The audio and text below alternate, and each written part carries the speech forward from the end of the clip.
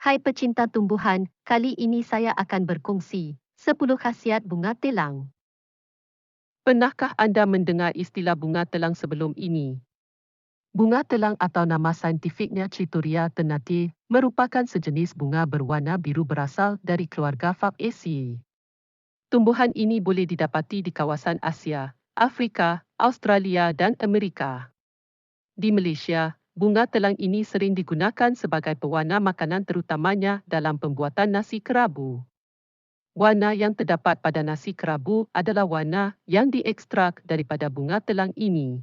Seterusnya, 10 khasiat bunga telang kepada kesihatan.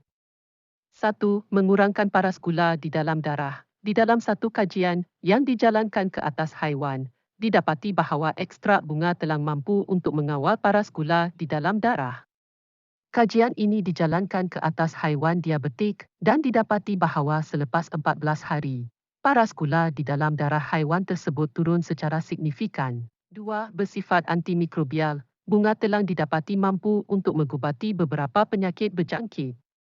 Kajian menunjukkan daun pokok bunga telang mampu mencegah jangkitan Bacillus cereus dan S. enterica serovar. 3. Mencegah jangkitan helmintik. Jangkitan helmintik adalah sejenis jangkitan cacing di mana badan akan dijangkiti dengan cacing parasit. Kajian menunjukkan bahawa ekstrak akar bunga telang mampu untuk melumpuhkan dan mematikan cacing tanah di mana masa yang diambil untuk ekstrak ini memberi kesan adalah sangat cepat. Masa untuk ekstrak ini bertindak bergantung kepada kepekatan ekstrak di mana semakin tinggi ekstrak, semakin kurang masa yang diambil oleh cacing untuk lumpuh dan mati. 4. Melindungi hati, liver. Kajian menunjukkan bahawa ekstrak bunga telang mampu melindungi hati daripada kerosakan yang diakibatkan oleh paracetamol dan karbon tetraklorida. Di dalam satu kajian yang dijalankan ke atas haiwan, didapati bahawa ekstrak daun bunga telang mampu untuk melindungi hati daripada kesan paracetamol di mana diperhatikan bahawa haiwan yang menerima ekstrak bunga telang mempunyai paras aspartate aminotransferase AST dan alanine aminotransferase AST yang rendah. 5. Mempertingkatkan sistem neurologi. Kajian telah menunjukkan bahawa ekstrak akar bunga telang mampu untuk meningkatkan kebolehan kognitif. Di dalam kajian yang dijalankan terhadap haiwan, didapati bahawa pengambilan ekstrak akar bunga telang mampu untuk meningkatkan memori haiwan tersebut. 6. Mempunyai sifat antioksida. Bunga telang mempunyai pelbagai komponen yang bersifat antioksida. Di dalam satu kajian, didapati bahawa ekstrak bunga telang dapat melindungi sel darah merah daripada hemolisis, pecah, dan kerosakan yang disebabkan oleh komponen yang bernama AAPH. 7. Mempunyai sifat antihistamin. Histamin adalah protein yang bertanggungjawab ke atas proses inflamasi ataupun keradangan yang berlaku ke atas badan kita. Silonidini bertanggungjawab ke atas pembebasan histamin oleh sel mast di dalam badan. Di dalam satu kajian yang dijalankan ke atas haiwan, didapati bahawa akar bunga telang mempunyai sifat antihistamin di mana ditemui bahawa ekstrak ini menjadi penghalang catalepsi yang disebabkan oleh silonidini. Catalepsi adalah keadaan di mana sistem saraf tidak dapat berfungsi dengan baik lalu menyebabkan hilangnya kebolehgerakan anggota badan, kurang sensitiviti ke atas rasa sakit dan lain-lain.